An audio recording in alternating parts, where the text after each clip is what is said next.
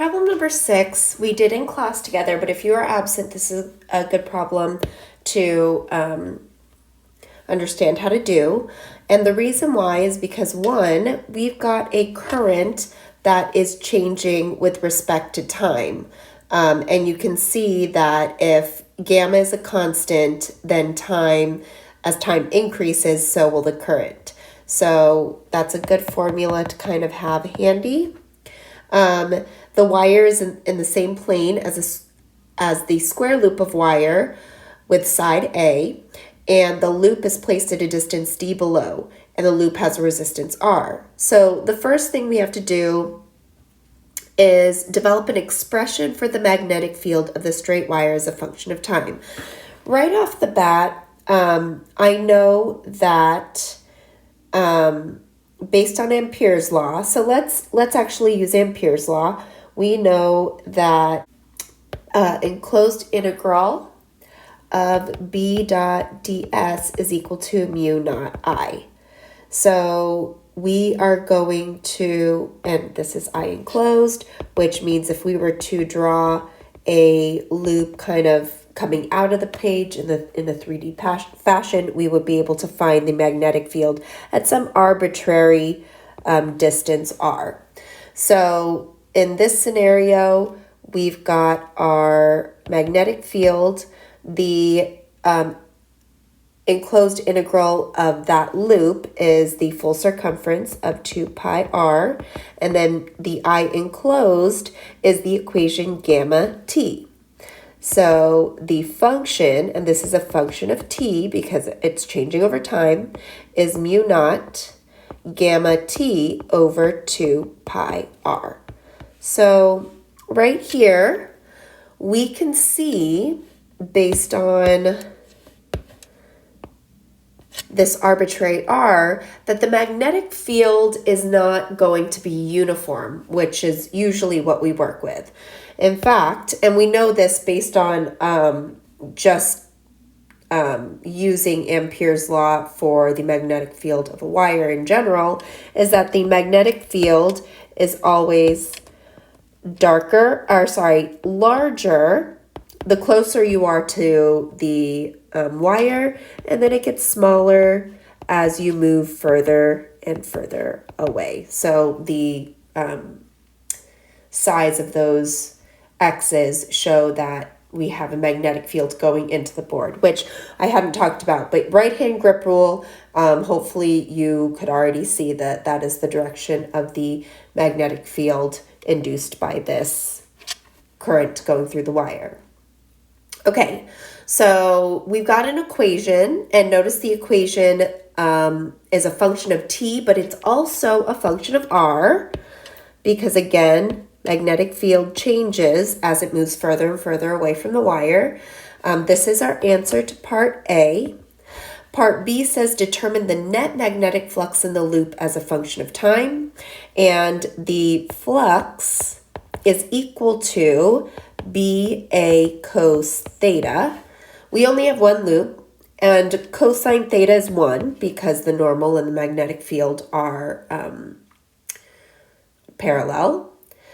And we've got a magnetic field equation. Yes, the magnetic field is changing over time, but what we also know is that the magnetic field changes within the loop depending on what section it's on. So since we already have a magnetic field equation, we are going to take let me kind of draw it in here, a piece of this, or a section of this loop, the top section of this loop, because we know that the magnetic field along the horizontal is going to be the same. Let's call this the width is equal to A, and then the height is going to change depending on how far down in the loop we are. So then, since this piece, we're only taking a small piece there, we are going to call that dr. Since we're already using r as a variable in our equation, r is the distance away from the wire, and so dr is just a section of that vertical distance. And then what we can see is because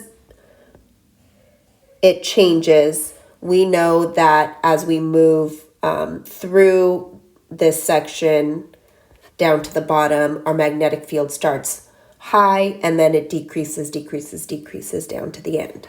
So in order to find the magnetic flux, we have to take pieces of the flux in each horizontal section. So what we're going to do is we're going to take, we're going to solve for d flux, and then the area here, I guess I should just rewrite this. D flux is equal to BdA. Let's plug in our function for magnetic field.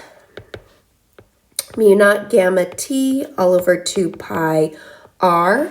And our equation for dA, remember, is a width of A stays constant, but the height is just sections of that vertical length. So A dr for the area.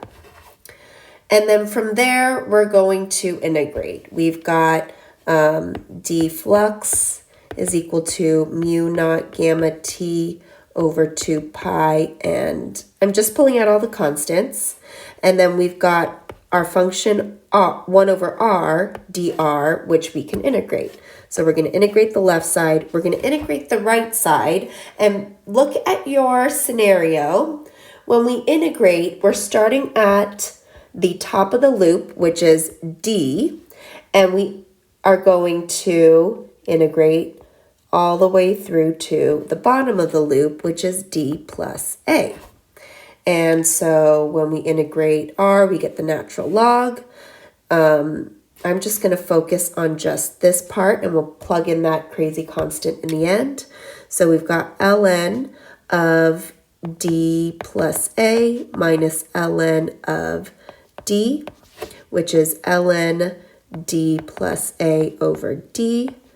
And then I'm going to add my function into it. So ultimately, flux is equal to mu naught gamma TA over 2 pi times ln D plus A over D.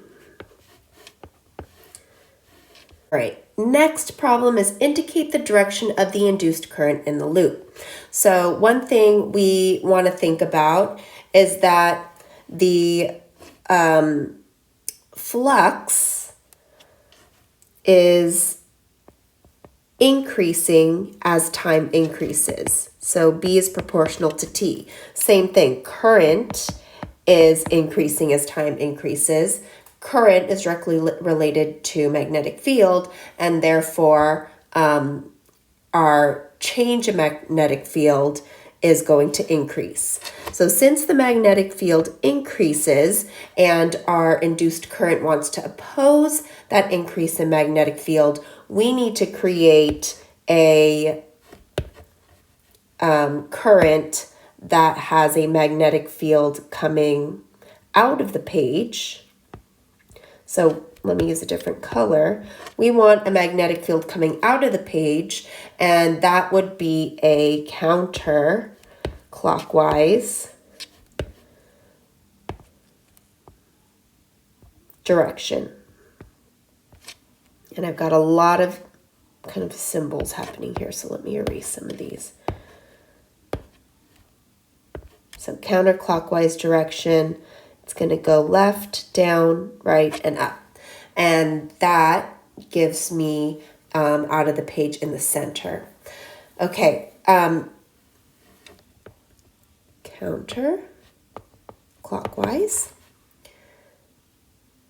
The next part, D, is determine the magnitude of the induced current in the loop. So we've done this many times. Our current is EMF over R. EMF is negative d flux dt, but we're just going to take the magnitude of that. And the flux is given up here as a function of time. Everything else in that function is a constant. So when I pull out all my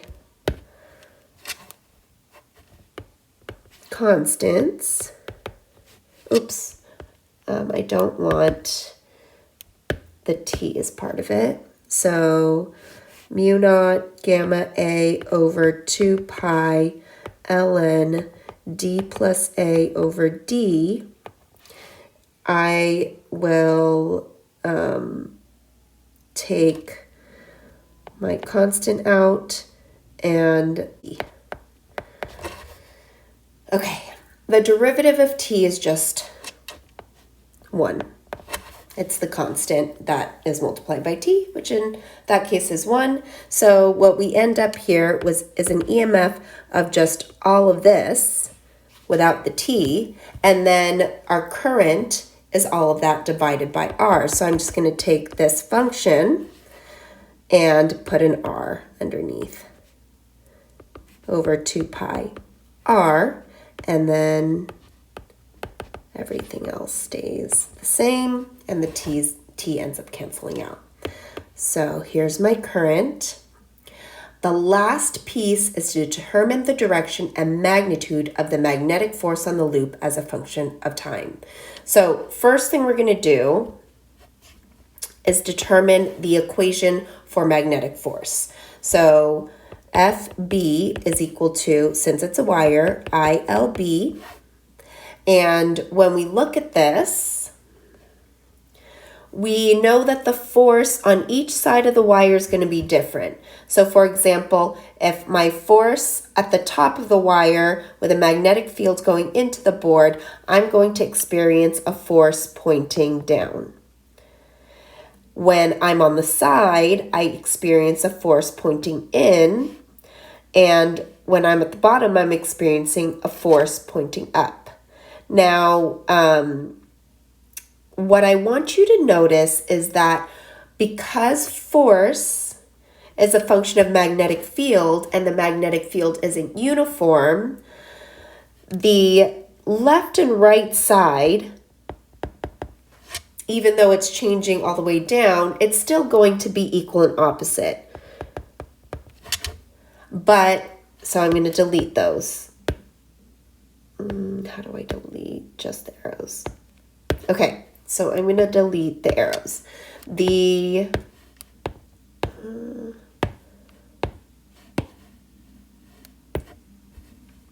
Okay, so if we're focused on the top and bottom, because the magnetic field is stronger in the top, this is going to be a much higher function in terms of magnitude than the bottom. So let's call this FD, because that's at a distance D, and we'll call this, let me use a different color, this one FD plus A. And we know that FD is greater than FD plus A. And so we can find the direction of the magnetic force by subtracting the smaller force from the bigger force. But let's just derive an equation for that magnetic force at first. We're trying to determine L. Each of these, each side of your loop is going to create a different force. So when we're looking at the length of wire, we're looking at them one side at a time. Each side is a length of A. So that's the length of my length we substitute in our magnetic force equation. I is given to us, it's that crazy equation, and so is B, which is up here, this equation. So let me try to put it all in the same image so that we can work with all the equations together. The B, actually let's start with I. I is equal to mu naught gamma A over 2 pi R, R for resistance, ln d plus A over D, and then the L is A, so this is one part, that's the other part, and the B is mu naught gamma, I think it's mu naught gamma T all over 2 pi R. Okay, so this is our equation for the magnetic force. And I want you to notice T is going to be part of our function because it tells us the force, magnetic force, as a function of T. So we're going to keep that as part of our function. But depending on which side we're looking at, whether we're looking at the top or the bottom, the R is going to change. So what I'm going to do is pull out all of my constants and isolate this R variable, which changes. So let me condense everything. I've got mu naught squared, gamma squared, A squared times T, all over 4, because there's two 2's, pi squared times the resistance. I'm going to keep this R on the outside, ln d plus A over D. All of this is constant, and then 1 over R is what's changing. Now, we want the net force, and we know that the force is on the x equals 0, so our net force is really just the forces on the y, and we also know that the force closest to the wire, which we labeled FD, is stronger than the force further away from the wire, which is FD plus A. FD is this entire equation, except for it has D instead of R. So I can plug that in. It'll be really ugly and really messy. And then I'm going to subtract it from FD plus A, which is basically, again, this entire equation, except for R is D plus A. So instead of writing all of these variables in and risking having maybe notation error as I'm transferring everything over, what I'm going to do is, because I know these constants are going to be a factor in FD and FD plus A, I'm just going to factor it out right off the bat. So mu naught squared gamma squared A squared T, that is a lot. And then ln D plus A over D. And then the FD is this times 1 over D minus the FD plus A, which is all of this, times 1 over D plus A. What it does is it gets common denominators. So if you want a common denominator, then you would multiply top and bottom by D plus A, and then top and bottom by D. You're going to notice that the D's cancel out, and you get this section simplified down to A over D times D plus A. So it all turns out to be the same thing anyway. I think if you leave it like this, I think that's fine. The last thing we want to identify is direction. And since we drew here in the force body diagram that the force pointing downward is the force closer to the wire is the larger force, and it's pointing downward, then we know that the answer is going to point down as well.